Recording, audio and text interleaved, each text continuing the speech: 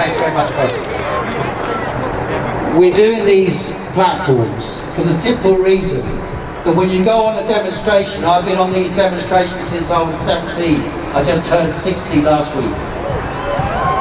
You see, you go on a demonstration, you march for 3 miles or 4 miles, and then you hear a list of people speaking good speeches, but you hear them speaking, and you don't say anything.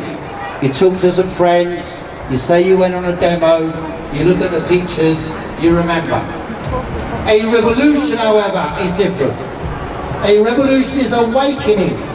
It's when you move, like we have in the last few years, from being locked in our homes, told we were going to die from a virus, masks on our faces, keep 2 meters apart, don't visit your family, don't visit your friends, take the jab, behave yourself, while they plundered the world of the resources of the world, and they drove billions of people into poverty and misery.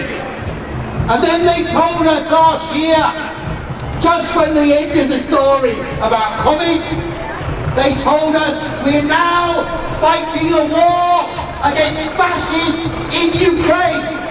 That's what they told us. Are we going to win that war?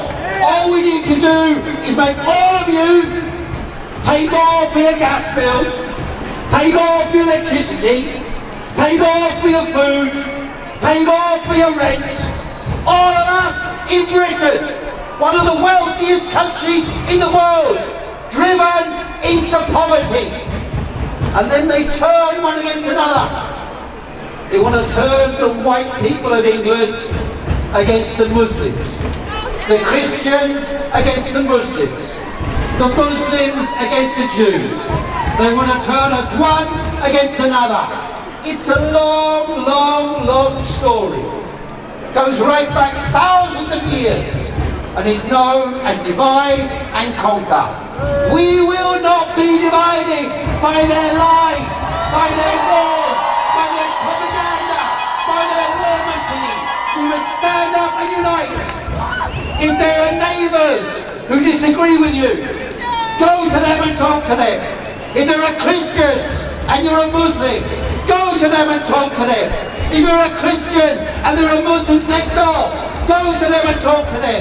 Unite the people from below against the tyranny being imposed on the world in the name of technology, in the name of pharma, in the name of the military, in the name of finance. We have the most unequal society in the history of humanity. The pharaohs knew nothing in comparison. And now they want to automate the entire process. They want to use Palestine as the example and Gaza as the example. Drive the Palestinians out, slaughter them, and get the West Europeans and the Americans to say, yes, it is justified. And then when they bring people back, they're going to put them under permanent state of surveillance using technology, facial recognition and robot cops, which will use tasers and drones to control the people. That is the sort of tyranny they have in mind for us and our children. And the instrument of tyranny, by the way, the main instrument of tyranny is the mobile phone. That they've got you sitting on all day, scrolling doom to listen to the lies and propaganda that they propagate. So I recommend this, all of you, half an hour a day next week, leave your mobile phone at home. They don't know where you are then. They don't know what you're doing then. That's how they've gained control of the world. Regain control.